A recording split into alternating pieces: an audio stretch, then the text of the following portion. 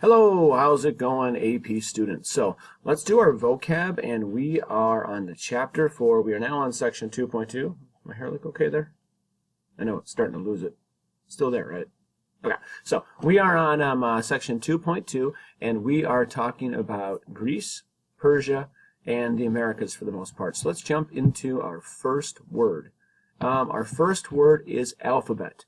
Now, this doesn't come from the Greeks. It comes from sea people who existed before the Greeks, and they were called the Phoenicians. The Phoenicians gave a huge gift to the world. They gave basically what we see as our first known modern alphabet. Now, an alphabet means that you can have like an abstract symbol. It doesn't need to look like a tree, and the symbol just represents a sound. Like the letter A doesn't look like an A. Anything? What's Mr. Wood talking about? If you're looking at like Mandarin Chinese or hieroglyphics, those were like pictographs, or the picture would kind of look like the word. This is the first modern alphabet like the one we have. And the Phoenicians made it, and many other people took it after them. It diffused. Part of the reason why it diffused is because the Phoenicians were a sea-traveling people who had their colonies, and they were able to spread their culture, and also able to spread their alphabet. So it's very historically significant to this day because many people will create alphabets for their language. And our next word is Homer. What the? Ugh. No, not that Homer. Here's the Homer that we're looking for. Homer was a blind man who lived in Greece who told epic poems. Now, when I mean epic, I mean epic poems that would go on for days. And two of these are called the Iliad and the Odyssey. And these are very huge poems that tell about the Mycenaean Greeks and many of the accomplishments that they were able to overcome, many of the challenges that they went up against.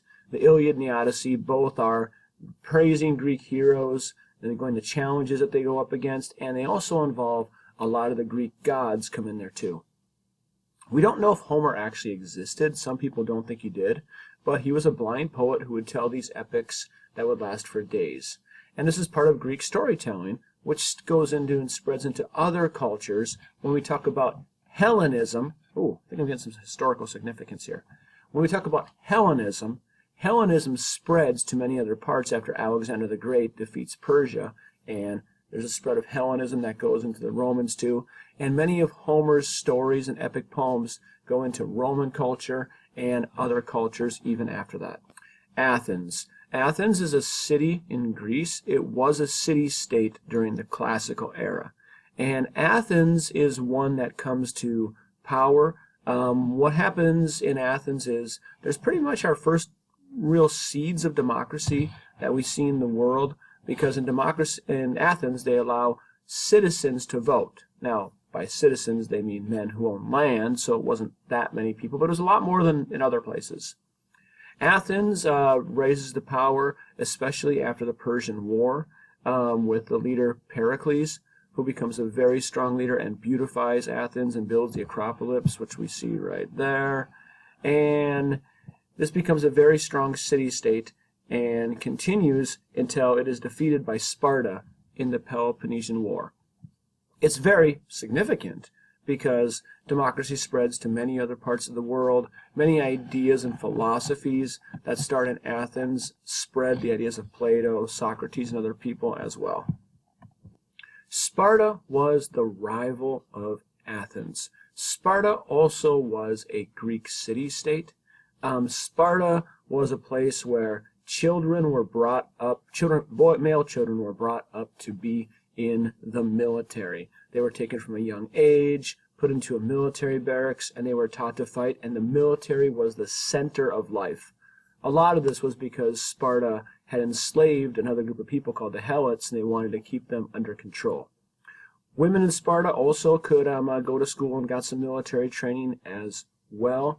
Sparta rose to power, was one of the city-states that fought against Persia in the Persian War.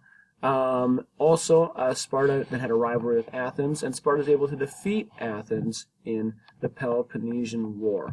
So they're known for their fighting tactics, which will influence and will go into other areas like Rome, and many people copy Sparta's military because of how powerful they were.